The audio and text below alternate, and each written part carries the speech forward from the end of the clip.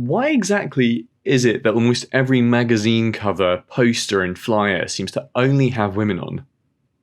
Back at university, every single day I'd be handed leaflets advertising a new night out. On every single one of these leaflets was a rather attractive woman wearing a bikini, who, by the way, I confirm was never at the actual venue. But the same advertising strategy was never tried for dudes in banana hammocks. Why exactly is it we don't view men this way? And has that always been the case? In a time where equality is everything, where is the campaign for getting Hugh Jackman on the cover of Cosmo? I'm not exactly saying that in the absence of posters of Wolverine, I'm miserable. But is it possible there was a time in history where men were the ones described as the fairer sex? As an early confession, I have to admit that I wasn't personally there. But it seems to me that if there was ever a time when male beauty was truly appreciated, it was back in ancient Rome, where I imagine you could hardly cross the road without seeing some statue of a hunk with his weapon on show. But what did this ancient antithetical view on gender aesthetics mean for the population? Today, would it be fair to say that our general fixation on female beauty has pushed us towards finding women more attractive? If, say, back in ancient Rome, where there was both more of a focus on male beauty and a more open stance on sexuality in general, would it be fair to say that homosexuality peaked 2,000 years ago? In this video, we will be exploring one of history's biggest trifectas. Was homosexuality more common in ancient Rome? A look into the causes of sexuality, and an explanation into why exactly your fifth youngest brother is twice as likely to be gay as your third. And finally, what the hell is penile plethysmography? If these three things have been keeping you up at night, well, you've come to the right place. Welcome to Controversial.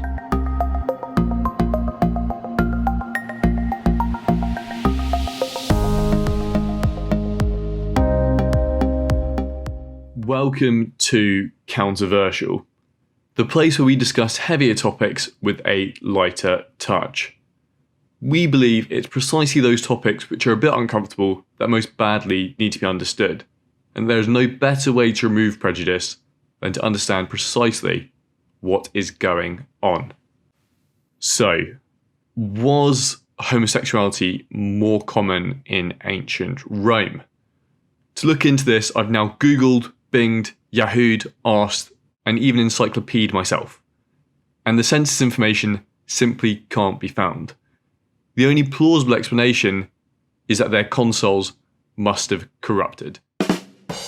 Unfortunately, that was a joke, using the two meanings of console, meaning either the leader of Rome or a computer. Okay, so it's not a great joke. But what isn't a joke is the Romans actually did complete a census every 5 years. And we now know civilizations have been keeping tabs on their population as far back as the Babylonians in 4000 BC. Although, it is worth saying that even if we had complete records, the idea of fixed sexuality is relatively new, and it's basically only been in the last 300 years that people have been considered either gay or straight. So to compensate for this, we'll instead be using a metric of hookups per capita to reflect the sexual engagements, rather than saying something like 5% of Romans were homosexual, which is a conversion that doesn't really apply to history. Some of you may now be tempted to pause this video to check to see if hookups per capita is a recorded metric. And shockingly, so far no one seems to be looking to track hookups over time, despite the dozens of emails I've now sent to the Iranian government. Today we generally like to categorise sexual identity within quite a rigid framework, but this inflexibility was really challenged by Michel Foucault, who would tell you that over the past few centuries, science has really limited our expression of sexuality, and actually being gay or straight is merely a social construct. We'll come back to the legitimacy of this claim in a future episode, but as a brief description, to Foucault, being attracted to someone of the same sex would not make you homosexual, but rather he saw this category of people as being simply too great to fit into one box. Examples he provided for this are exactly how aligned is our modern idea of homosexuality with, say, same-sex relationships in ancient Greece, where I think it's fair to say the ancient Greek style of same-sex interactions probably wouldn't be as palatable today.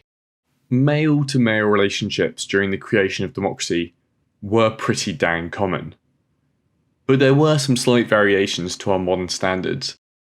As an example, in homosexual relationships today, you might have two people who found each other despite having entirely different countries and cultures, while comparatively, in ancient Greece, you might expect to have a similar dynamic, but with one tiny variation. And that variation is that it's quite likely that one of the couple would be a 12-year-old boy. Think of this as kind of a Romeo and Juliet type relationship, but with more statutory rape.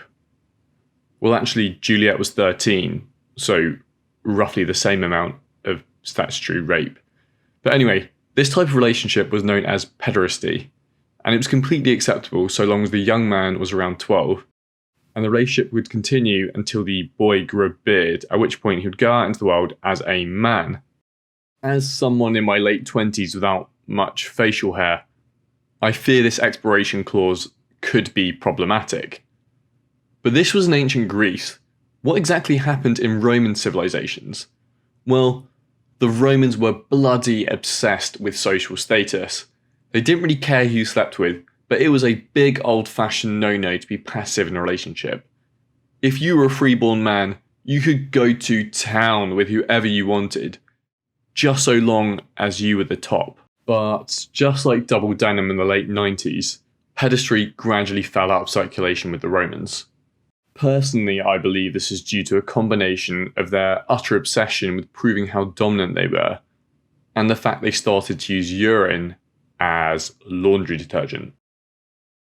So, what kind of crafty detective work was necessary to find out this crucial information? Well, a detective made a stunning discovery, uncovering the deeply diametric dichotomy between what was considered mos Graecorum, or the way of the Greeks, and found the Romans had determined that what would today be considered paedophilia with extra steps was so 500 BC. Evidence for this can easily be seen today at the British Museum, who in 1999 spent £1.8 million on a cup displaying the differences between the two cultures through, you guessed it, the medium of homoerotic art. This 1.8 million figure may seem a lot, but to put it into context, Tottenham Hotspur have spent approximately 40 times this figure to win a comparatively less impressive cup. As time went on, a bearded dude from the Middle East hit centre stage, and this dude blew everyone's nips clean off with his views towards same-sex relationships. The new rules the Prince of Peace introduced saw a societal faux pas go from being a bit edgy to punishable by death within 600 years. So what happened over the next few hundred years? Did society's intolerance, the persecution and burning at the stake, which was largely introduced by the fast-spreading Christianity, stop homosexuality in its tracks? How exactly did hookups per capita vary over this time? Well, to answer that question, we're going to have to understand what exactly makes us attracted to each other. There are a few working theories on the exact causes, but we'll categorise these today as genetic, environmental, and hormonal. For quite some time, some top people were searching for the infamous gay gene, when finally, in 1993, a geneticist struck gold and located the XQ28 region, which seemed to be the region everyone was looking for. Case closed. Well, not quite. Unfortunately, these results didn't replicate too well, and a series of other studies, including one with 500,000 individuals, concluded that genetics seem to account for between 8 and 25% of sexual preference. So, genetics seems to be associated, but it's not entirely genetic. The reason I say this is because for identical twins, in cases where one identifies as homosexual, there's only a 22% chance the other does too. This shocking revelation means that something seems to be happening to babies either during pregnancy or possibly after they've been born. Admittedly, I thought the oven analogy would be nicer than watching a woman give birth, but now all I can think about is oven roasting babies. Anyway, the point I'm making is that genes aren't everything, so what else could it be? This leads us nicely onto the second item on our checklist, the environmental influence. Basically, how much our experiences seem to contribute towards someone's sexual preferences. The most compelling argument I could find for this didn't come from anyone with any form of scientific background whatsoever, but instead came from the chief executive of the Kenyan Film Classification Board. After 2 male lions were spotted having sex on safari, the chief executive astutely hypothesized that they must have learned this behaviour from a pair of homosexual tourists. Could it be that this couple was also responsible for the rest of the gays throughout the world? Unfortunately, not. There doesn't seem to be any way to swing humans into being gay or straight. It's entirely possible that the frustration of not being able to convert humans towards their gay culture led to the death-defying gay couple attempting to convert lions instead. Anyway, back in Kenya, keen to prove their hypothesis, the Kenyan government got their main scientist to recreate the lion sexuality conversion in laboratory conditions. However, bizarrely, all these tests had to end prematurely because the lion seemed more interested in eating the gay couples than mimicking their behaviour. The last option is hormonal, which seems to have a few balls in its court. To help you remember these hormonal balls, I created this useful acronym, H2D4DFFBD, which stands for handedness, 2D4D fingers, and the fraternal birth order effect. I mean, I get it. It's not a great acronym, but there's literally no way of ordering those letters and having the outcome be catchy. But anyway, there seems to be a few working theories on the effect of exposure to hormones in babies whilst they're in their mothers' bellies. Bizarrely, these theories suggest that homosexuality can occur due to both the under- and overexposure to male hormones, and possibly that the mother's immune system seems to stop specific brain development in the fetus's brain due to what Skepta would describe as too many men. How exactly does the overexposure of these male hormones lead to homosexuality? Well, this theory was proposed and is known as the Geschwind-Garibullah hypothesis, which states that the high exposure of male hormones can slow down the development on the left side of the brain, and consequently leads to atypical sexual preferences. This is because the left side of the brain isn't doing very much, and so the right side has to pick up the slack. This leads to homosexual men being left-handed more often than their hetero brothers. Confusingly, the next theory is the underexposure of male hormones, which is known as the Clausel hypothesis. If a developing male brain receives a lower dose of male hormones, say the same amount that a female brain would get, this person will start to show what would be considered female behaviour, and consequently, sexual preferences. They've tested this in rats, mice, and ferrets, and it seems to hold up. Interestingly, this development scenario leads to adolescent homosexuals developing differences in interests, behaviour, body language, and even speech. This means that 89% of gender non-conforming behaviour in men is just early signs that they may be into dudes, and this is something they'll probably discover when they go through puberty. This raises a rather awkward question into whether some children who are currently undergoing hormone therapy may just have been incorrectly diagnosed and would later find out they're actually homosexual. The third independent theory is where the mother's immune system literally stops crucial development proteins reaching the boy's brain. With each additional boy, the protein embargo becomes all the stronger, and because of this increased blocking power, there is a big jump in probability that each additional son will be homosexual. This is known as the fraternal birth order effect, and is thought to account for roughly 29% of homosexual men's sexual preferences. As a bit of an idea, the probability that your first son will be gay is 2%, second 2.6, third 3.5%, fourth 4.6%, and fifth is 6%. Perhaps this is why the famously intolerant Catholics have so many children, as it provides them with ample opportunity to confess even more sins. So we've now figured out what seems to determine our sexual preferences. It's genetics, hormone exposure, and I'm really hoping it's a promiscuous gay couple in a safari park. But we still need to answer the question we initially set out. How did hookups per capita vary after homosexuality became more of a faux pas? Well, it doesn't appear today that the number of homosexuals in any society really varies. So it probably didn't in the past either. How exactly do we know this, you're probably wondering? Well, mostly through surveys, but I suppose you could also question the validity of these surveys. How can we tell whether people are lying and masking the true figures?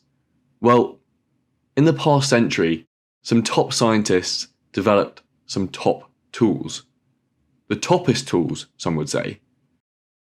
An example of this was in post-war Czechoslovakia, where if you were found to be gay, you'd be removed from otherwise compulsory military service. Once this was discovered, a bizarrely large number of soldiers started coming out as gay. These top scientists were tasked with creating a real-life gaydar and planned to catch some of these closeted straight guys by unmasking their hidden straightness. How to do this? Well, by showing them lots of gay porn. By catching the fake gays, the army could maintain its strength in numbers. Some of you might be thinking, well, is it worth spending millions on creating a gaydar when, well, you could just stop sending people home based on their sexual preferences? Well, I suppose from a financial point of view, it might be more effective. But then we wouldn't have the miracle that is penile plethysmography. They created this incredible setup where the soldier would be sat down with cables around his dick and be shown lots of hot gay porn. So no real difference to the standard military experience in my understanding. But then they checked to see whether his member became aroused. If for some reason these soldiers didn't get an erection while being sat naked in a lab with wires around their genitalia and a group of scientists watching them, there was no doubt these guys were stone cold straighties. It was foolproof. Well, except for the high volume of soldiers who developed the ability to gain erections on command. Fortunately, these top scientists decided they could remove these fake positives by giving these soldiers a glass of wine beforehand. To date, none of these scientists have yet received their Nobel Prize. Despite the success of the penile plethysmography process, today we rely mostly on anonymous surveys, which are arguably easier to administer but in my opinion, much less fun. So as a bit of a conclusion, over time sexual attraction hasn't really changed. And I strongly suspect that with the advent of dating apps, the hookups per capita is probably higher today than it's ever been in history. As with all these videos, I'll do my best to bring in some humour with some of the quirks of history. But the persecution of homosexuals isn't over. In Uganda, there is still life imprisonment for engaging in homosexual interactions, and in Iran, people are forced to undergo sex change operations if they want to stay in their same-sex relationships. Rome and Greece were probably a bit more sexually liberal than we are today, and we probably do try to box people in a bit too much with all-encompassing descriptions. But I'm proud that efforts are being made to remove stigmas still, and the stories I've gone through today in this video can now be told with humour at how utterly absurd they truly are. Thanks for watching, I hope you enjoyed this video. This is Controversial, the place where we discuss heavier topics with a lighter touch.